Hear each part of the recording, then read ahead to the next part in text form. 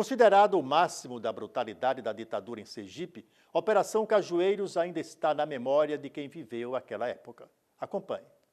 Militares vindo da Bahia prenderam arbitrariamente 25 sergipanos, processando 18 deles. Eles eram acusados de serem ligados ao Partido Comunista Brasileiro. A operação, realizada a partir da tarde de 1976, véspera de Carnaval, obedecia, na verdade, a uma ordem nacional que era de acabar com o partidão. A Operação Cajueiro foi uma coisa absurda que aconteceu aqui no Sergipe. Quando deflagrado, imediatamente deflagrado, a cidade era muito menor do que hoje, as notícias se espalham rapidamente. Quem pôde escapulir, quem pôde sair, saiu. Quem não pôde, caiu nas mãos de um psicopata, que eu acho que um psicopata, que veio da Bahia, o Fiuza de Castro, que era comandado por ele, e veio para cá e prendeu e fez aquele absurdo com Marcelo Bonfim, com Carlos Alberto Menezes, com Alias Pinho, nosso colega promotor. Quando me dirigia para a minha residência, na Avenida Pedro Calazans, em frente à minha casa. Minha casa não tinha garagem, aqueles tempos bons que a gente deixava o nosso automóvel na rua e ninguém furtava, ninguém incomodava ninguém. E eis que de repente, quando eu estava fechando o meu carro, alguém pronunciou meu nome. Elias. E aí caiu a ficha. Quando pronunciou o meu nome, num instinto, não de coragem, e nesses momentos não existe esse herói, um momento de instinto, de defesa, de conservação, eu parti em disparada, porque eu morava exatamente na Avenida Pedro Calazans, daquela ladeira, eu saí em disparada para a Rua Laranjeiras, podendo até, naquele momento, ser alvejado, porque estava tentando fugir, fugir não de uma prisão, mas de um sequestro. E já eu digo por que sequestro. Nisso, eles correram atrás e eu fui, a partir daquele momento, algemado, e ao adentrar no automóvel, salvo engano, um Volkswagen, eles utilizaram na época muitos os Volkswagen, e colocaram logo uma venda de borracha no meu rosto.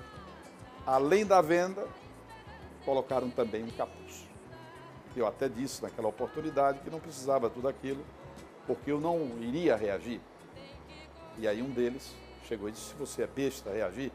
Bom, a partir dali eu percebi que a coisa era séria. As prisões ocorridas em Sergipe durante o período estiveram no foco da Comissão Nacional da Verdade, que mandou separar processos daquele momento para análise. O trabalho foi realizado pelo Arquivo do Judiciário. Esse ofício, ele relatava sobre uma parceria que o CNJ tinha feito com a Comissão Nacional da Verdade, que foi criada através da Lei 12.528 de 2011, onde eles estavam em busca daqueles possíveis crimes que haviam sido ocorridos no período da ditadura, que houvessem violações de direitos humanos.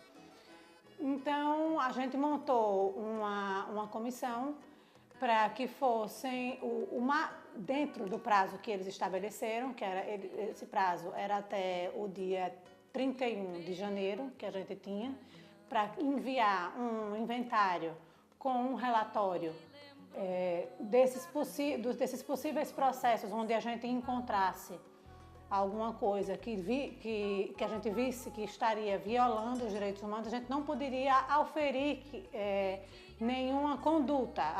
O que a gente fazia? A gente pegava o processo, analisava, até porque na capa do processo não vinha informando se aquilo ali era perseguição política. Não, às vezes era um crime de furto. Mas só que por trás daquele crime de furto existia alguma coisa obscura. Então a gente separava aquilo ali e aquele material teria que ficar separado até o dia 30 de abril de 2014, que era o prazo em que a Comissão Nacional da Verdade teria para fazer as visitações e verificar esses processos que seriam separados, e eles eram quem iriam dizer se aqueles processos realmente tinham alguma coisa ou não. Se nos processos existem essas dificuldades para perceber, na voz de quem sofreu uma prisão, é possível encontrar os momentos dolorosos do período. Uma pergunta que ainda é questionada nos dias de hoje. O promotor Elias Pinho foi ou não torturado? Passar 5 dias, de sexta-feira à véspera do carnaval, na quinta-feira da semana seguinte, aproximadamente 6 dias aí, 6 dias. E 5 dias especificamente até a terça, com venda e capuz. Se isso não for tortura, eu não sei o que é tortura. Eu não recebi, foi choque elétrico, submergi na água, a tortura do telefone, eu não tive isso. A maioria dos documentos, como eu falei, a pessoa ela era presa porque ela estava num bar e de repente ela era presa e ela não sabia porque que ela era presa, ela ficava incomunicável e de repente também ela era solta e não tinha, a gente não encontrava como hoje a gente encontra partes de inquérito em que ela relata os fatos. Não, ela simplesmente era presa, ela era colocada incomunicável, depois ela era solta e, enfim, sem saber porquê. Após ser solto, Elias Pinho foi de novo procurado pelos militares com um pedido de perdão. Lembro-me como hoje, em uma quinta-feira, não foi a quarta-feira, foi uma quinta-feira, no meu cursinho aqui na rua de Pacatuba, eu me deparo com o Major Jorge, não me lembro do sobrenome dele, figura que eu já tinha reconhecido anteriormente, preparando o terreno para me convidar, me sugerir, um convite, se eu me incomodaria de ser arrolado como testemunha. No inquérito, no IPM, que foi instaurado contra 19 militantes do Partido Comunista, eu fui excluído. Caso Alberto Menezes também, que eu me lembro, também foi excluído. E queria que eu fosse ser testemunho do processo. O que eles queriam de mim?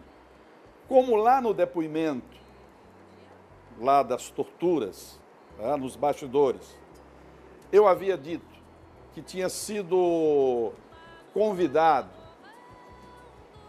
pelo comunista Jaco Sá Figueiredo, no mínimo ele queria esse depoimento para mostrar da existência do Partido Comunista, que não podia existir porque ele era um partido na clandestinidade. Existia uma desconfiança muito grande, porque é próprio das ditaduras, é próprio do regime fascista, é próprio do nazismo. Isso ocorreu muito na Itália, ocorreu na Alemanha e também na França ocupada. É o estímulo à delação. Né?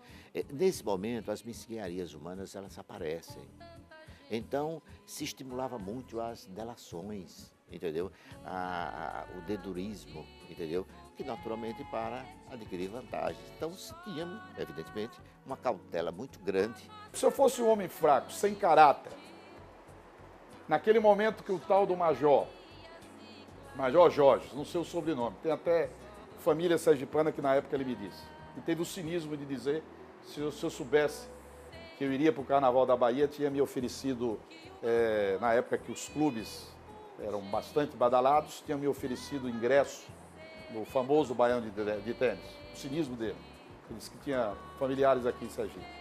Então, veja bem, você não sabia quem era quem nas reuniões, mesmo na informalidade. Sim, voltando atrás. Então, se eu fosse um homem sem caráter, sem formação, naquele momento eu teria dito, eu vou. Poderia, toda a orientação que ele me dissesse, eu seguiria. Ele aí iria propor outras coisas, que a partir dali eu fosse uma pessoa um informante. E informante na época tinha salários, tinha vencimentos clandestinos. A lua, tal qual a dona do bordel, pedia a cada estrela fria um brilho de aluguel. E nuvens lá no mata-borrão do céu chupavam manchas torturadas que sufoco louco, o bêbado com chapéu coco fazia irreverências mil pra noite do Brasil, meu Brasil. Você vai ver em instantes. Depois de 30 anos, jovens vão às ruas pedindo o retorno da ditadura. A gente volta já.